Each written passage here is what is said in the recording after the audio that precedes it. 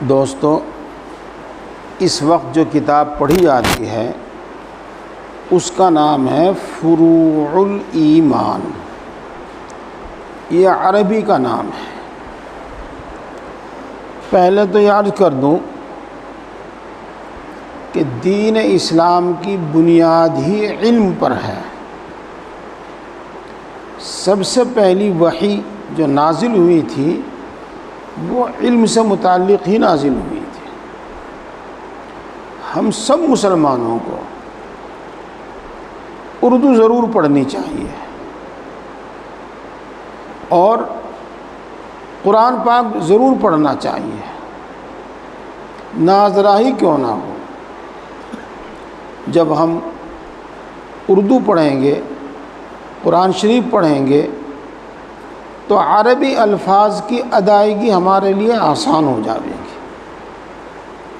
اور عربی کے جو الفاظ اردو میں بکثرت استعمال ہوتے ہیں ان کے معنی مطلب بھی ہمیں معلوم ہو جائیں گے، اس کے بغیر معلوم نہیں ہوں گے۔ اس لیے فروع الایمان اگرچہ عربی کا لفظ ہے لیکن اردو میں استعمال ہوتا ہے۔ بہرحال پھر بھی اس کے معنی سن لیجئے گا، ایمان کی شاخ ہے۔ اس کا ترجمہ ایمان کے تقاضے یوں بھی کر دیا جاتا ہے۔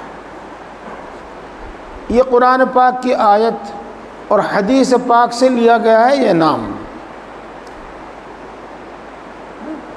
وَمَثَلُ كَلِمَةٍ طَيِّبَةٍ كَشَجَرَةٍ طَيِّبَةٍ أَصْلُهَا ثَابِتٌ وَفَرْعُهَا فِي السَّمَاءِ۔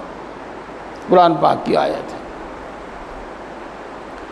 رسول اللہ صلی اللہ علیہ وسلم نے ارشاد فرمایا کہ ایمان کے 70 سے اوپر شعبے ہیں، وہی بیان کیے جا رہے ہیں یہاں پر۔ ایمان کے تقاضے، اسلام ہمیں کن چیزوں کا حکم دیتا ہے، اللہ پر ایمان لانے کے بعد ہماری ذمہ داری کیا ہے، وہ باتیں بتائی جاتی ہیں۔ دوستو، بات پہنچی تھی یہاں تک غصہ چھوڑ دینا۔ یہ میں نے عرض کر دیا تھا، بتا دیا تھا۔ آگے بھی حدیثیں آئیں گی انشاءاللہ۔ ان سب باتوں پر جو آپ سن رہے ہیں پھر دوبارہ بھی بات کلام ہوگا۔ آج بات چل رہی ہے بدخواہی کا چھوڑ دینا۔ دیکھو، یہ بھی ہماری اردوئی کا لفظ ہے۔ اس کا آسان ترجمہ، آسان مطلب یہ ہے دوسروں کا برا مت چاہو بلکہ دوسروں کا بھلا چاہو، بلکہ دوسروں کا بھلا کرو۔ ہاں، دیکھو، دوسرے کے نقصان پر خوش ہونا یہ کبیرہ گناہ ہے۔ دوسرے کا برا چاہنا کبیرہ گناہ ہے، یہ سمجھو۔ بلکہ ہر کسی کا بھلا چاہو اور اپنے سے جو ہو سکے ہر کسی کا بھلا کرو۔ بعض باتیں ہیں جو واقعی دماغ میں بیٹھ جاتی ہیں اور نکالنے نہیں نکلتی، بڑی ان میں۔ میری والدہ ہمیشہ اس طرح کہا کرتی تھی، اللہ تعالیٰ سب کو خوشحال بناوے اور سب کے ساتھ ہمیں بھی خوشحال بناوے۔ یعنی وہ جو بھی دعا کرتی تھی اور جو خاص طور سے آپس میں بیٹھ کے جب ذکر تذکرہ کرتی تھی وہ سب اسی طرح کرتی تھی۔ اللہ سب کی بیٹیوں کو چین دے اور سب کے ساتھ ہماری بیٹیوں کو بھی چین دے۔ وہ ہمیشہ اسی طرح دعا کرتی تھی، اسی طرح کے الفاظ استعمال کرتی تھی۔ یہ ایمان کا تقاضا ہے۔ میں یہ باتیں صرف پڑھ کے چھوڑ دینا نہیں چاہتا، بلکہ چاہتا ہوں کہ بات دل میں بھی بیٹھ جائے۔ رسول اللہ صلی اللہ علیہ وسلم نے ارشاد فرمایا الدین النصیحہ، اس کا اردو ترجمہ جو آسانی سے سمجھ میں آ جاوے، مطلب دوسروں کی خیر خواہی کرنے کا نام ہی دین ہے، دوسروں کا بھلا چاہنے کا نام ہی دین ہے۔ یہ عربی کا ایک طرز گفتگو ہے کہ جس کسی چیز کی اہمیت بیان کرنی ہوتی ہے تو اس میں مبالغہ کر کے کہتے ہیں دین تو یہی ہے، حالانکہ دین کی چیزیں اور بھی بہت ساری ہیں، لیکن اس کی اہمیت بیان کرنے کے واسطے یوں کہا جاتا ہے کہ دوسروں کا بھلا چاہنے کا نام ہی دین ہے۔ یہ دیکھو، اسی طریقے سے ایک مرتبہ رسول اللہ صلی اللہ علیہ وسلم تشریف فرما تھے، صحابہ کرام تشریف فرما تھے، تو آپ نے ارشاد فرمایا الا تبایعونی، کیا تم مجھ سے بیعت نہیں کرتے؟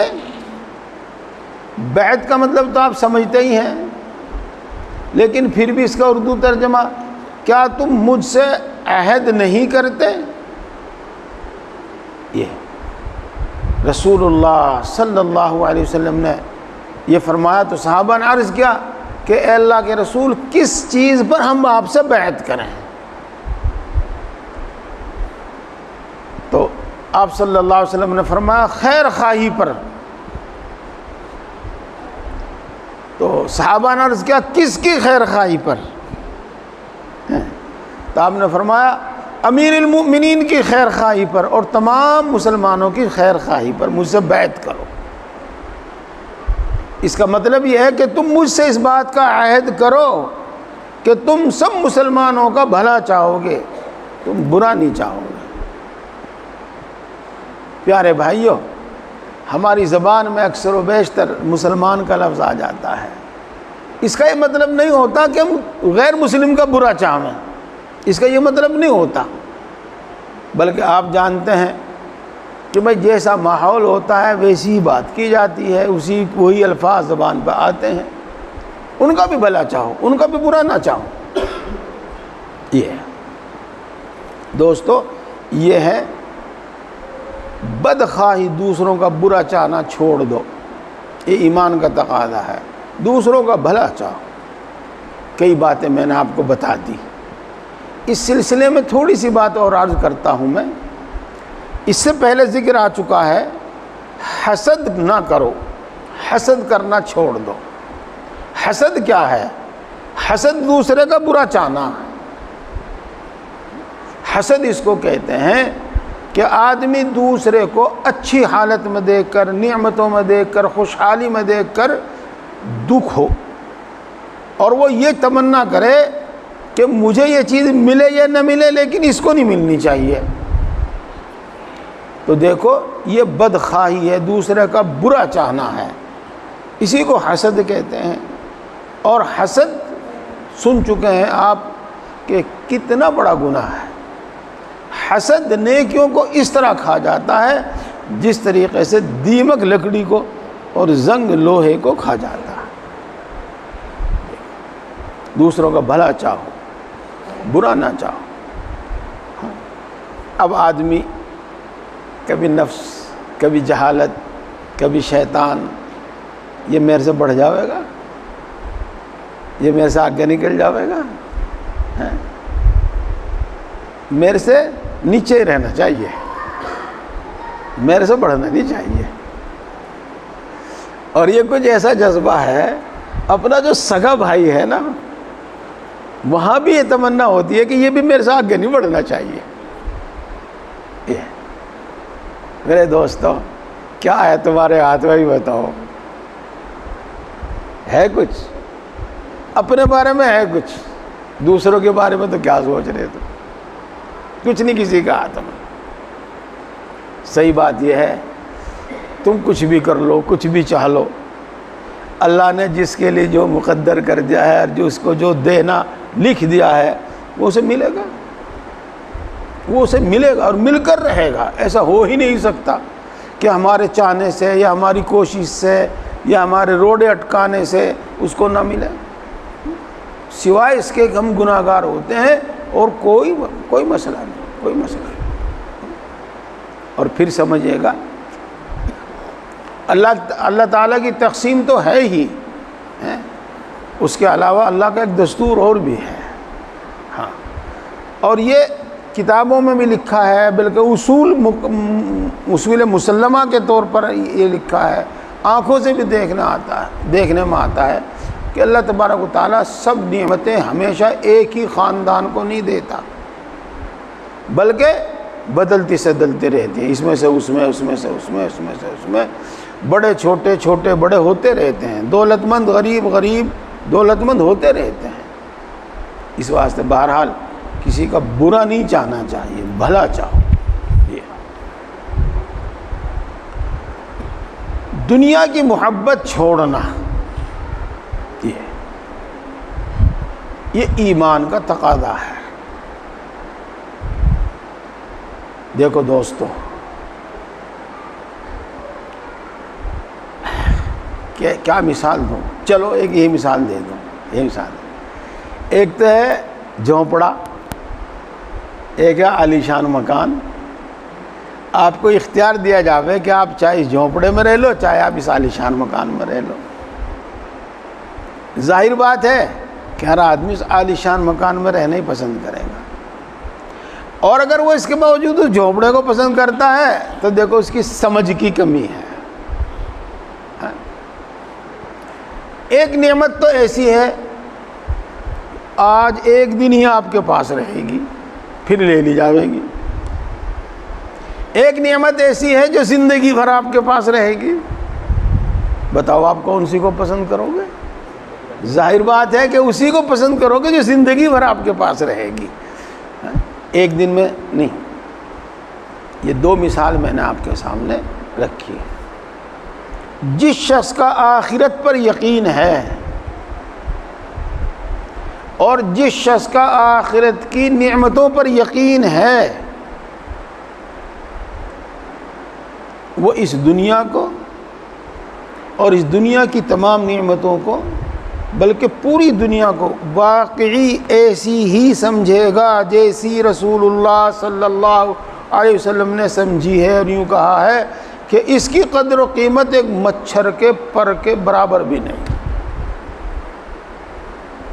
جیسا کہ رسول اللہ صلی اللہ علیہ وسلم نے ارشاد فرمایا ہے، اللہ کی نگاہ میں اگر اس دنیا کی قدر و قیمت ایک مچھر کے پر کے برابر بھی ہوتی تو کسی کافر کو ایک گھونٹ پانی پینے کو نہ دیتا۔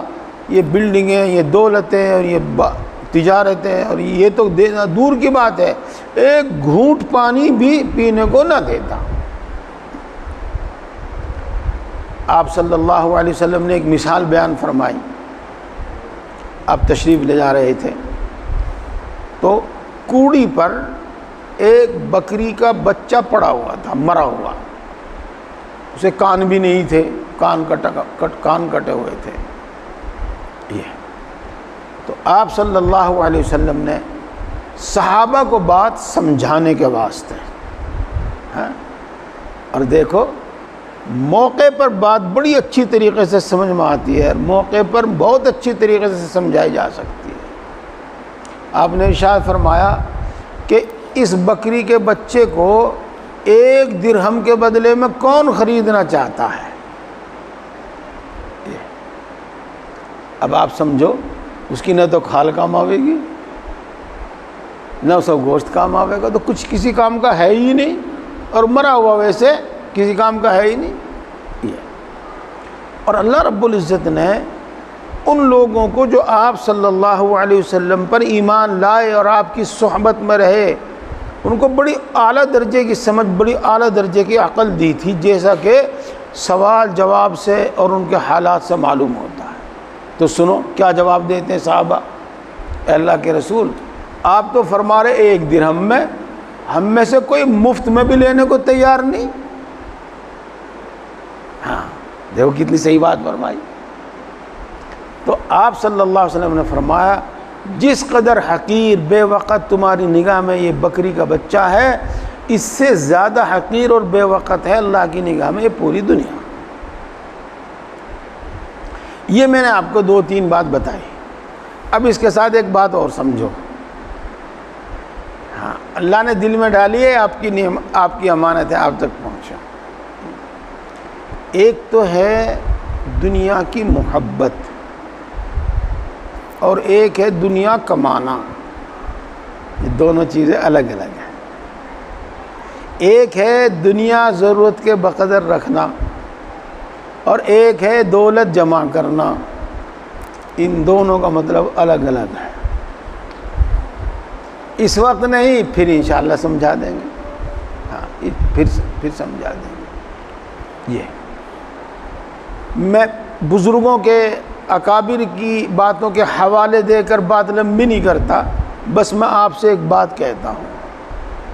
چاہے آپ کسی بھی عمر میں پہنچ چکے ہیں، اب اگر آپ حاصل کر سکتے ہیں تو اپنی ضرورت کا ہنر اور اپنی ضرورت کا دنیاوی علم ضرور حاصل کرو. ٹھیک، کسی کے محتاج نہ رہو اور اپنی ضرورت کا خوب محنت سے کماؤ، خوب محنت سے کماؤ. کسی دوسرے کی کا محتاج نہ بنو. جی ہاں، بلکہ عرض کرتا ہوں، گزارش کرتا ہوں کہ جتنے ماشاءاللہ آپ نمازی لوگ ہیں، جتنے ماشاءاللہ آپ داڑھی والے دیندار لوگ ہیں، آپ مسجد کی خدمت زیادہ کیا کرو،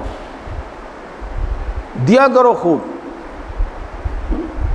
اس واسطے کہ جیسے لوگوں کے ہاتھ میں مسجد کا انتظام ہوگا ایسا ہی مسجد کا اچھا انتظام ہوگا. جی ہاں، اور اسی طریقے سے دوسروں پر خرچ کرو، دوسروں سے لینے کی امید نہ رکھو. اسی واسطے رسول اللہ صلی اللہ علیہ وسلم نے ارشاد فرمایا، ایک ہاتھ لینے والا ہوتا ہے وہ نیچے ہوتا ہے، ایک ہاتھ دینے والا ہوتا ہے وہ اوپر ہوتا ہے. آپ نے ہمیشہ فرمایا کہ الید العلیا خیر من الید السفلی، اوپر والا ہاتھ نیچے والے ہاتھ سے اچھا ہوتا ہے. یعنی دینے والا ہمیشہ اچھا ہوتا ہے. تو دینے والے بنو، لینے والے نہ بنو. ہاں، تمہاری تنگ دستی کی وجہ سے تمہاری دین کی، تمہاری دیانتداری کی، عبادت کی، نیکی کی کوئی توہین نہ کرے. محنت سے کماؤ، بات ہوگی انشاءاللہ اور ہوتی رہے گی اللہ جب تک زندگی رکھے گا. محنت سے کماؤ اور فضول خرچی مت کرو، فضول خرچی مت کرو، دیکھ بھال کر خرچ کرو.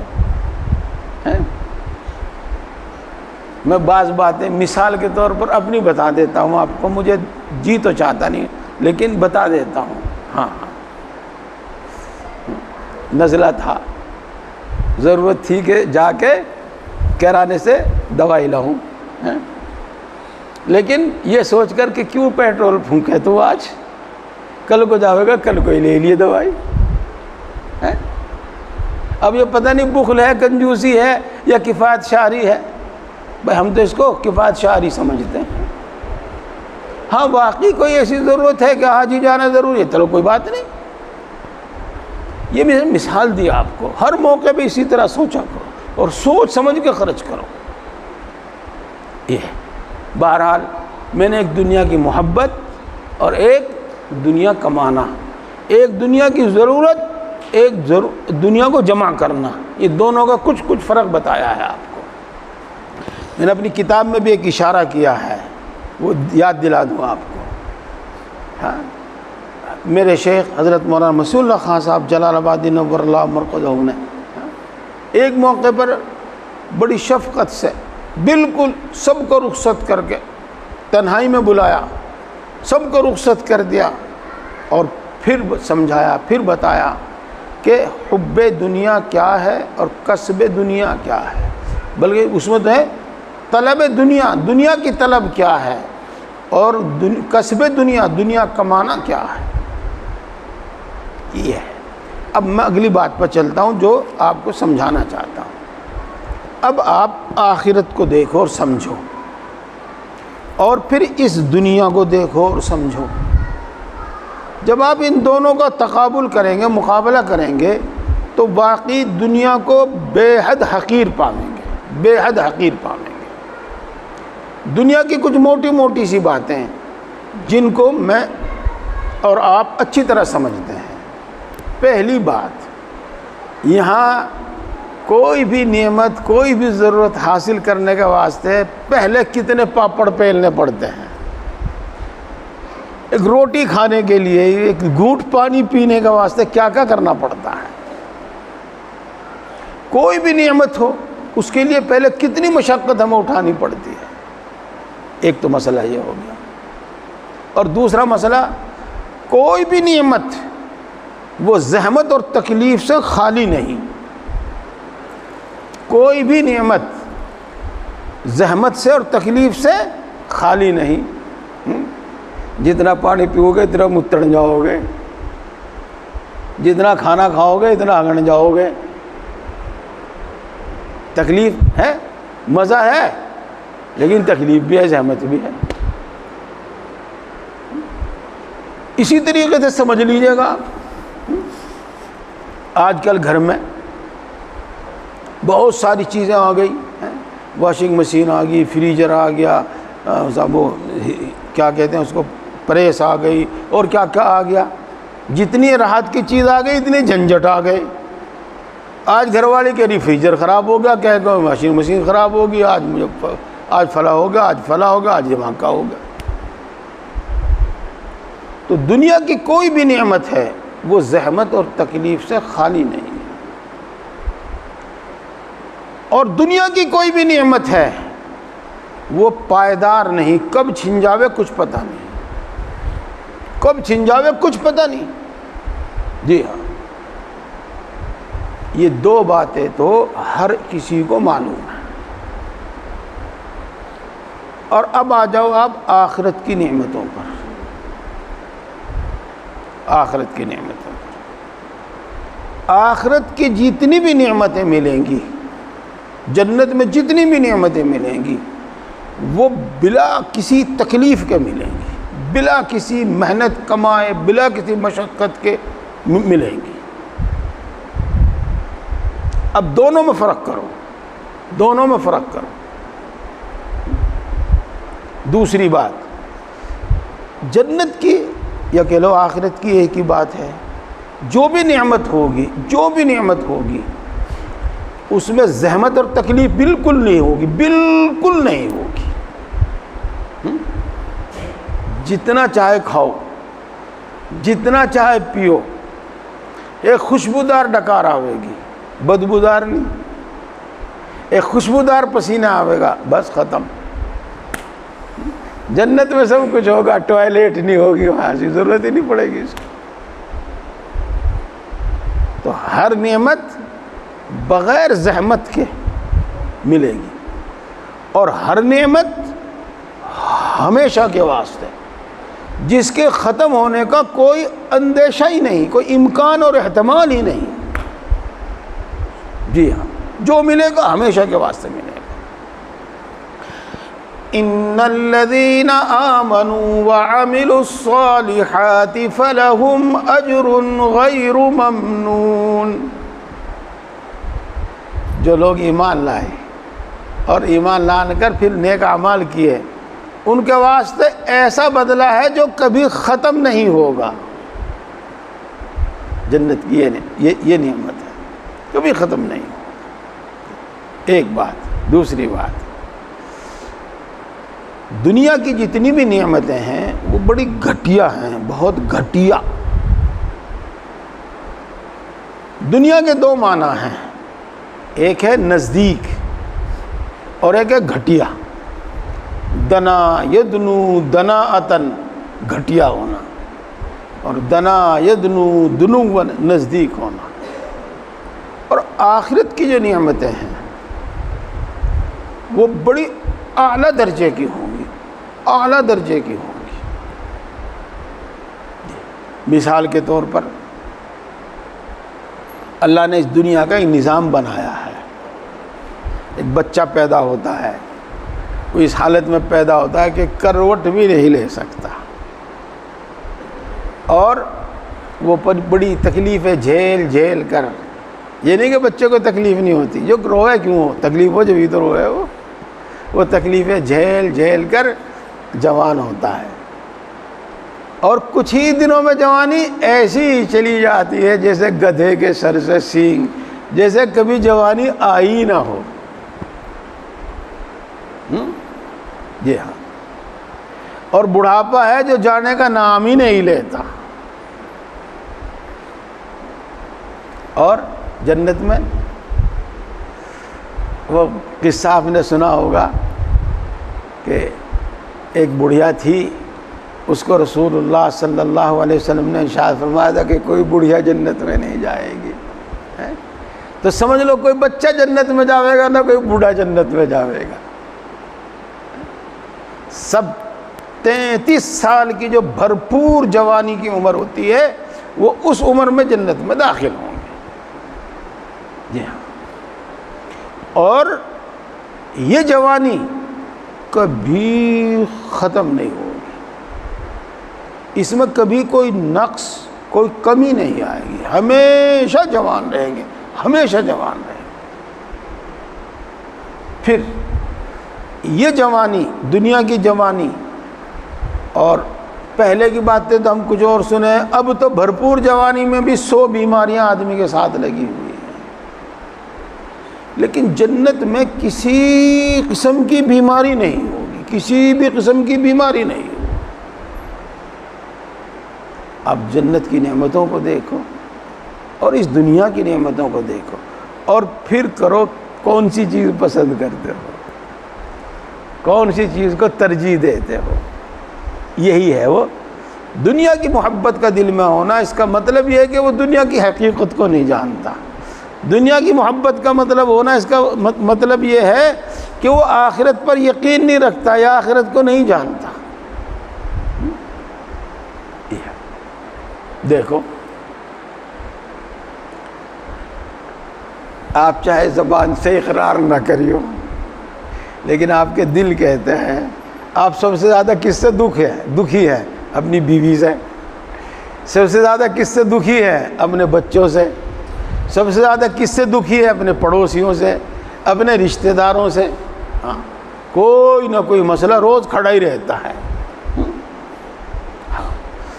جنت کے اللہ تبارک و تعالیٰ نے یہ صفت بیان فرمائی ہے، الا قیلا سلاما سلاما۔ بھی اولاد تو وہاں ہونے کی نہیں، اس کی کوئی ضرورت ہوگی۔ اولاد ہو، وہ بیوی ہو، دوسری اور حوریں ہوں، دوسرے اور خادم و غلام ہو، کسی کی طرف سے کوئی تکلیف نہیں پہنچے گی، کبھی کسی کی طرف سے کوئی تکلیف نہیں پہنچے گی۔ جی ہاں، ہمیشہ کے واسطے دلوں سے کینہ نکال دیا جائے گا، دشمنی نکال دی جائے گی، کسی کی طرف سے کوئی تکلیف نہیں پہنچے گی۔ اس لیے میرے دوستوں، یہ حال تو میں نے آپ کو کچھ نعمتوں کو بتایا، اور جنت کے بارے میں جو آتا ہے وہ یہ آتا ہے کہ وہاں کا موسم ایسا ہوگا جس میں نہ ٹھنڈ ہوگی نہ گرمی ہوگی، ایک ایسا معتدل نارمل ماحول ہوگا جس میں راحت ہی راحت ہوگی، تکلیف نہیں ہوگی۔ اور تو اور وہاں روشنی ہوگی، اور خوب بڑی بڑھیا روشنی ہوگی، لیکن اس روشنی کی کوئی گرمی نہیں ہوگی۔ جیسے کہ آج سورج نکلتا ہے تو گرمی آ جاتی ہے، بالکل نارمل موسم ہوگا۔ جی ہاں، اسی طریقے سے ایک محل وہاں بن رہا ہے، ایک محل وہاں بن رہا ہے، ایک محل وہاں، یعنی ایک پورا ملک، بلکہ ملک نہیں بلکہ پوری ایک دنیا انسان کے واسطے ہوگی، وہ جہاں چاہے جہاں رہے۔ ہے قرآن پاک میں یتبوأ منہا حیث یشاء، اسی طرح ہے نا، ہاں، یتبوأ منہا حیث یشاء، جہاں چاہیں گے وہاں ٹھہریں گے۔ جی، بلا کسی مشقت کے ملیں گی، بلا کسی بعد میں بھی کوئی ان میں کوئی زحمت نہیں ہوگی، کبھی وہ چھینی نہیں جائیں گی، ہمیشہ ہمیشہ کے واسطے ہو۔ یہ ٹھیک بتا دو، ایک بات اور سمجھنے کی ہے، ایک بات اور سمجھنے کی ہے۔ رسول اللہ صلی اللہ علیہ وسلم نے ارشاد فرمایا کہ اللہ تعالیٰ کبھی دے کر آزماتا ہے، کبھی لے کر آزماتا ہے۔ جب دیتا ہے تو مطالبہ ہوتا ہے شکر کا، اطاعت عبادت پر قائم رہنے کا، اور جب لیتا ہے تو مطالبہ ہوتا ہے صبر کا، اور مطالبہ ہوتا ہے اطاعت اور عبادت میں قائم رہنے کا۔ ایک جگہ شکر اور ایک جگہ صبر، اور اطاعت و عبادت میں اللہ کی فرما برداری میں، اللہ کی عبادت میں زندگی گزارنے کا، دونوں میں صورتوں میں مطالبہ ہے۔ ہاں اب دیکھو، ہم تو یہ سوچتے ہیں کہ اگر ہمیں اتنی دولت مل جاوے، اتنا ایسا کاروبار مل جاوے تو ہم یہ کریں گے، ہم یہ کریں گے، فلاں، اپنے دل کے جذبات ہیں۔ لیکن رسول اللہ صلی اللہ علیہ وسلم نے ارشاد فرمایا جن کو دے کر آزمایا وہ اکثر ناکام اور فیل رہے، اور جن کو لے کر آزمایا صبر، وہ اکثر مومن ثابت قدم اور کامیاب رہے۔ تو میں عرض یہ کرنا چاہتا ہوں کہ یہاں کی نعمتیں اس اعتبار سے بھی خطرے سے خالی نہیں کہ کب غفلت پیدا ہو جاوے، کب گناہ کا سبب بن جاوے، کب اللہ کی ناراضگی کا سبب بن جاوے۔ اور وہاں کی نعمتیں اللہ کی طرف سے اعلان ہوگا کہ اللہ آپ سے خوش ہو گیا، آپ کبھی ناراض نہیں ہوگا۔ تو دیکھو ان سب چیزوں کو ملا کر پھر دیکھو کہ دنیا کی محبت ہو یا نہیں محبت نہیں، ضرورت صرف ضرورت۔ اسی لیے رسول اللہ صلی اللہ علیہ وسلم نے ارشاد فرمایا دنیا اس کا گھر ہے جس کا کوئی گھر نہ ہو۔ اس لیے دوستو، ایک ضرورت اور ایک محبت، ایک ضرورت اور ایک کما کر جمع کرنا، ان چیزوں میں فرق کرو۔ جب ہمارے دل میں دنیا کی محبت ہوگی تو سینکڑوں گناہوں کا سبب ہوگی ایک ہی چیز۔ اللہ کے رسول صلی اللہ علیہ وسلم نے ارشاد فرمایا حب الدنیا رأس کل خطیئہ، دنیا کی محبت ہر گناہ کی جڑ ہے۔ مال کی محبت میں سود پر لے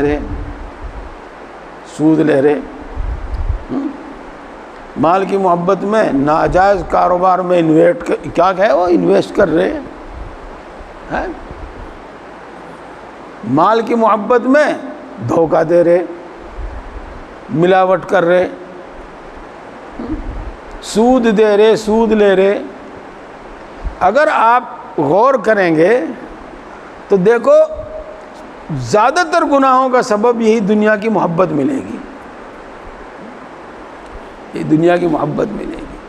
ایک چیز جس کو میں دیکھ رہا ہوں، آپ بھی دیکھ رہے ہیں، لیکن اللہ کا فضل ہے کہ وہ دماغ پر غالب آ جاتی ہے، اور پھر تقاضا ہوتا ہے کہ اللہ کے بندوں کے سامنے، امت کے سامنے اس کے بارے میں کچھ کہا جاوے۔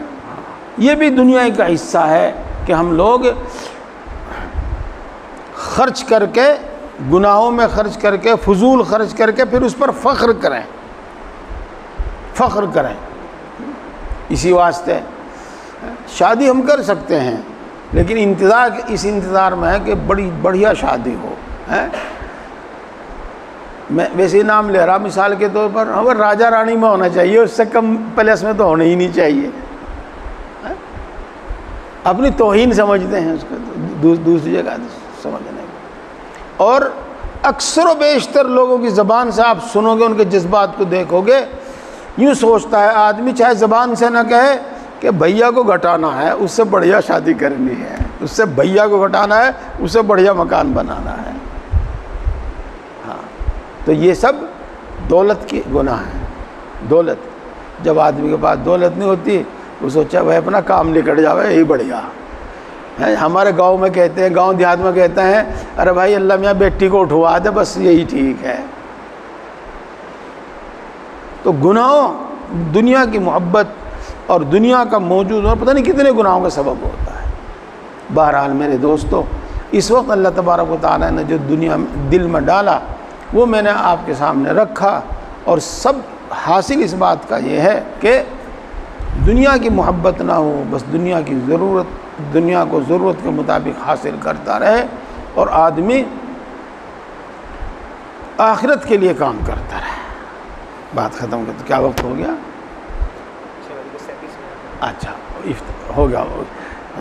بس ایک حدیث سنا دوں آپ کو، الکیس من دان نفسہ وعمل لما بعد الموت، ہوشیار وہ ہے جو اپنے اعمال کی جانچ پڑتال کرتا رہے، تو کیا غلط کر رہا، کیا صحیح کر رہا، اور غلط کو چھوڑ دے، صحیح پر ثابت قدم رہے، اور اپنی دلچسپی، اپنی ترجیح دلچسپی، یعنی کس کو کرتا ہے کس کو چھوڑتا ہے، یہ کہتے مطلب ہوتا ہے ترجیح کا، اپنی ترجیح وہ آخرت کے لیے عمل کرنا ہو۔ اللہ تعالیٰ توفیق عطا فرماوے، مجھے بھی آپ کو بھی۔ ہاں دوستو، ایک بات چلتے چلتے اور سنتے چلو، علم عمل کے بغیر بیکار ہے، اور عمل علم کے بغیر نہیں ہو سکتا۔ جی ہاں، اور دین زندہ عمل سے رہے گا، صرف علم سے نہیں رہے گا۔ دین زندہ عمل سے رہے گا، صرف علم سے نہیں رہے گا۔ پڑھتے پڑھاتے رہو، اس پر عمل نہ ہو، امت کی اکثریت اس پر عمل کرتی ہو، سب کے سب عمل کرنے لگے، یہ تو مشکل سے دکھائی دیتا ہے، اکثریت اس پر عمل کرتی ہے۔ اس واسطے عمل کے جذبے سے سنو اور عمل کرو، اللہ توفیق عطا فرماوے۔ سبحان اللہ و بحمدہ، سبحانک اللہم و بحمدک، اشہد ان لا